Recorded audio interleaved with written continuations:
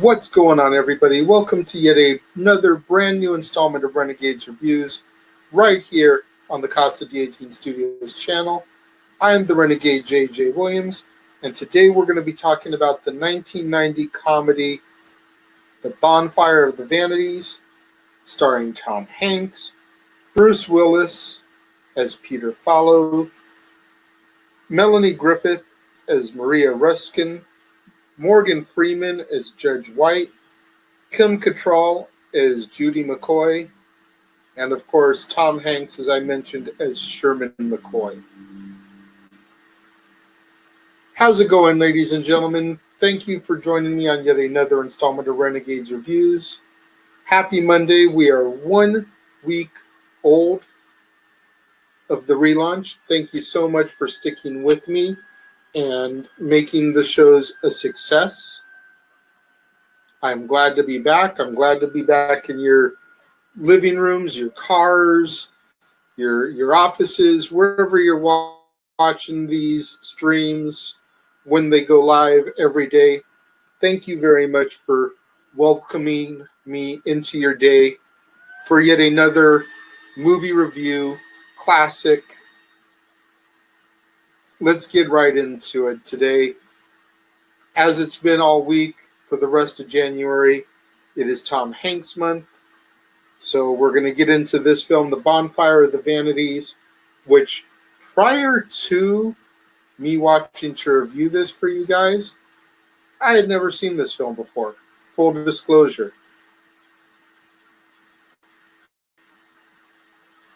I'm going to get into my full-on review for it at the end, like I always do, but let's get into the description of this film. The film begins with Peter Fallow, Bruce Willis's character, arriving at a party in his honor, but we quickly flash back to about a year prior as he begins to narrate our story. We meet Sherman McCoy, who's a bond trader on Wall Street. He's successful, but he's not exactly the best person in the world. I mean, he's cheating on his wife, Judy, played by Kim Cattrall, as I mentioned earlier, with a Southern Belle gold digger played by Melanie Griffith, this Maria Ruskin character. One night, as Sherman and Maria are heading back to Maria's apartment from the airport, they make a wrong turn and they end up in a very, very bad part of the South Bronx. They get approached by a couple of young African-American boys, and fearing for their lives, Maria guns the car to get out of there. Unfortunately, though, she ends up running over one of the guys. Sherman wants to report the crime, but Maria opposes, fearing that their affair would be exposed.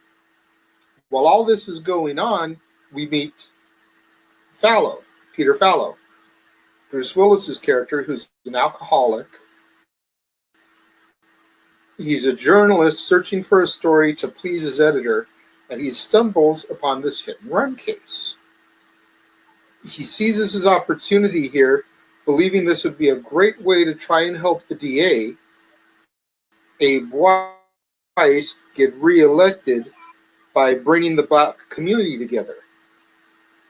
When Sherman is found by the investigators, though, as the owner of the vehicle in question, the city begins to fragment in all these different little pieces, people looking to make the most out of this opportunity and using this case for their own personal gains.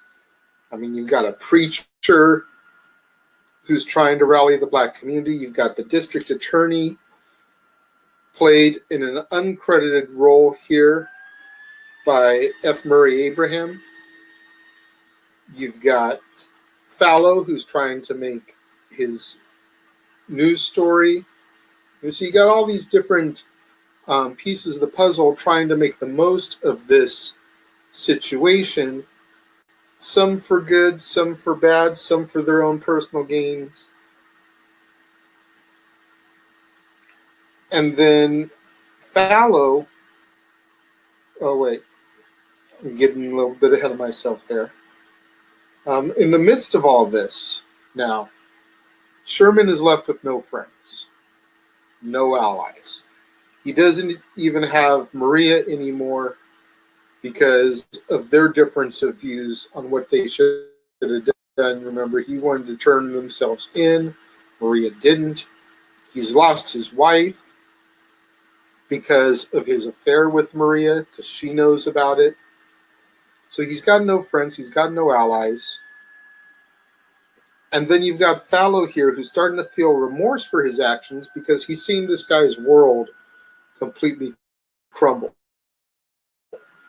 And he feels partially responsible for being the one to do the story on him. And one night, Fallow is on a date. Wouldn't call her his girlfriend, but they definitely have a relationship going there. He's on a date with this woman, and he finds out some very interesting information regarding this case. Apparently, the woman he's dating was illegally subletting her apartment to Maria. His date was paying like $300 a month for this place and then subletting it to Maria for $1,100. And the owners of the building were starting to get suspicious that his date was not living there. So they decide to bug her apartment to get recordings to build up their case on her for not being there and, illegally subletting the apartment out. However, they don't get that information. What they do get is the night the accident happened, they end up recording Sherman and Maria having a conversation about what they should do. Him wanting to go to the police, her admitting that she was the driver of the car, not wanting to. So all this evidence is now on this cassette tape. And Fallow is able to get a hold of this tape from his date. He then submits it to Sherman's defense attorney. Sherman's attorney, unfortunately, though, tells him that the tape is inadmissible because he didn't obtain the tape himself. It's not like he was wired and got the confession. So they set up this whole ruse for Sherman to go and pay a visit to Maria to try to get the confession out of her. And in the midst of all the other shenanigans going on in this film, Maria's actual husband has passed away while he was with Fallow. So Sherman goes to pay Maria a visit at the funeral, and she finds out that he's bugged, that he's wired, and she loses it. So she's now out for blood with Sherman, goes to court to try to testify against him that he was the one that did everything. But Sherman's not going to have any of that. He's ready to get her back for not listening to him, for alienating him, for trying to make him take the rap. He ends up playing the cassette tape in court. The one that the apartment people had gotten that Fallow gave to the attorney. The judge, Morgan Freeman, calls Sherman to the bench. Is this your tape? Sherman lies under oath to make the tape admissible. And because he has now admitted that the tape is his own, it's admissible in the court of law. It's able to be used as evidence. All charges against him are dropped. And the courtroom just erupts in anger. They are heated that this guy is getting off with hitting an African-American boy, putting him in the hospital. You know, the DA has a history of putting Hispanics and blacks in jail, but he's never been able to really get a good white case. So he was hoping that this would be the one that he could put away to show all the minorities in the neighborhood that he's not a racist, that he can get the book thrown at the Caucasians as well, and not just the minorities. But because of this evidence that comes out, he's able to get off. And like I said, the courtroom just erupts into anger and disarray to the point where they're even trying to call the judge out for being a racist. And the judge Morgan Freeman, launches into this amazing speech about being a decent person. And I know that I'm probably not going to be able to monetize this video for this, but we're going to run that video clip right now. Check this scene out of Morgan Freeman in Bonfire, the Vanities.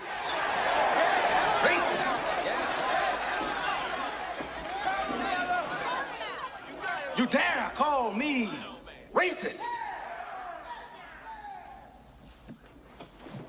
Well, I say unto you, what does it matter the color of a man's skin if witnesses perjure themselves? If a prosecutor enlists the perjurers? When a district attorney throws a man to the mob for political gain? And men of the cloth, men of God, take the prime cuts.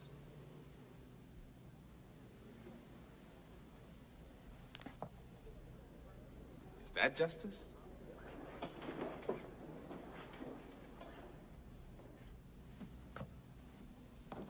I don't hear you.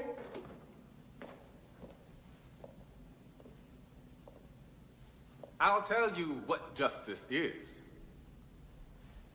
Justice is the law. And the law is man's feeble attempt to set down the principles of decency. Decency. And decency is not a deal. It isn't an angle or a contract or a hustle.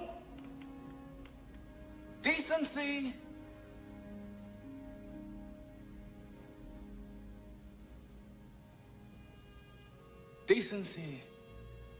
is what your grandmother taught you. It's in your bones. Now you go home. Go home and be decent people. Be decent.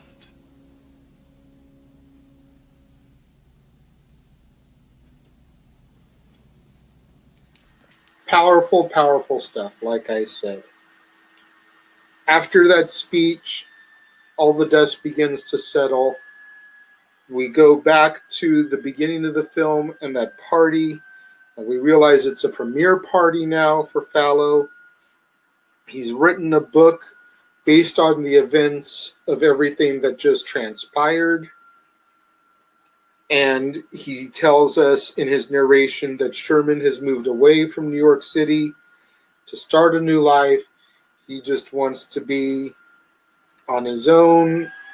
Nobody know where he is. Just completely left to his own devices. New beginnings, if you will.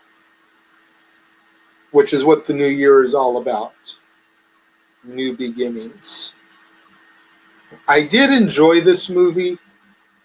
I'm not going to lie. There are a few spots where I felt like it really did start to drag. But I really did enjoy this movie. I'm not too sure if it's the type of movie that I'm going to view on repeat viewings of Tom Hanks's filmography.